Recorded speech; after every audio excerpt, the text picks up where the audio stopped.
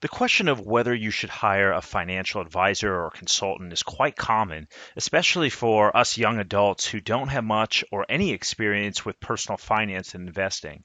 So, today I'd like to discuss some reasons why you may or may not decide to hire a financial advisor, and also the process by which you should go about determining if one is actually right for you.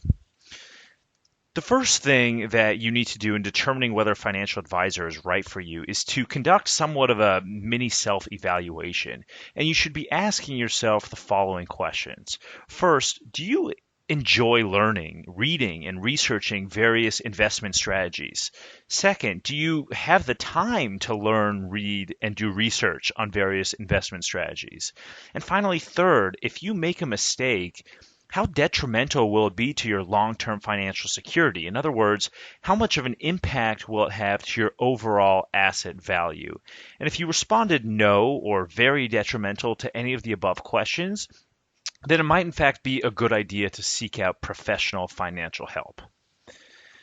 People hire financial advisors for a variety of reasons. And it's important to note that financial advisors can be hired at any stage in your life, regardless of whether you are brand new to investing or if you're financially savvy and have managed your own portfolio for many years. And it's also regardless of the size of your asset portfolio, meaning there really is no magic asset number that signifies that now is the time or this is the time to seek out professional help. But what we tend to see is that most people begin to seek out professional financial guidance during a few specific time periods of their life. First, if they're afraid of making significant financial mistakes with their money and they need a second trusted opinion. So, for example, should you pay off your student loans with your 401k balance? Should you invest in a certain stock? Or should you begin to take Social Security now or later? And generally, these questions actually begin to appear later in life, closer to retirement when there is a greater amount of money at stake, and the decisions will impact your plans in the long term. And the second reason why people seek professional help is if the size of their portfolio has suddenly swelled to an amount that they just don't feel comfortable managing on their own. So if you suddenly have an inheritance or a lump sum infusion, maybe you just won the lottery, then that's probably a good time to seek out professional guidance. The third reason why people might hire a professional advisor would be because they just don't trust their emotions, meaning some people might be concerned that their emotions might get in the way of rational financial decisions during a bear market or an economic downturn. Or if you're in a financial situation that suddenly changes for better or for worse, you might be concerned that your judgment might become impaired short term without real consideration for what's best in the long term. And if that's actually the case, then you might decide to hire a financial advisor. The fourth reason is that people seek out financial advisors because tax codes are complex and their financial situations are only getting more and more complex. If you suddenly have children, if you need to start saving for college, if you just got married and now have joint accounts, or if you're just trying to figure out how to best allocate your funds in retirement, you suddenly inherit money, whatever it is, there are a lot of things to keep track of and a lot of ever-changing rules and regulations, and they're complex.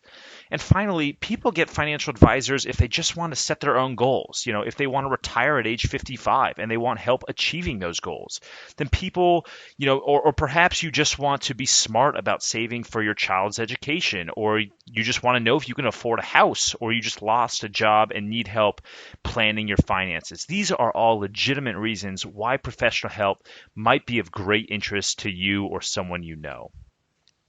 The flip side of this is to just do it yourself. And there will be people who will never hire professional help, and this is totally okay too. And these people tend to stay away from hiring professional advice for the following reasons. First, they're interested in learning more about investing, and perhaps more importantly, they have the time to conduct their own research.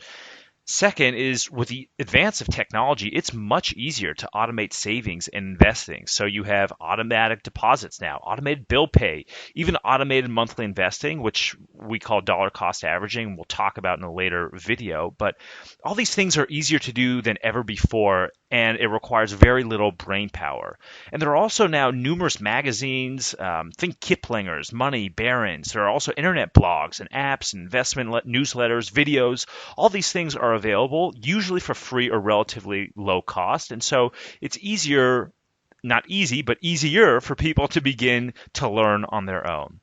Third, some people just don't believe that they're going to listen to the professionals anyway. In fact, there is data from a 2013 employee benefit research survey that shows that those who seek out professional advice, out of those who seek professional advice, only about a quarter follow the advice that they're given. And finally, the fourth reason is that, along the lines of technology, there's probably an app or a software program for what you're looking for. There are numerous free personal finance sites where you can track your spending, where you can set aside spending or deposit your change into brokerage account. All these things are available now for relatively low cost.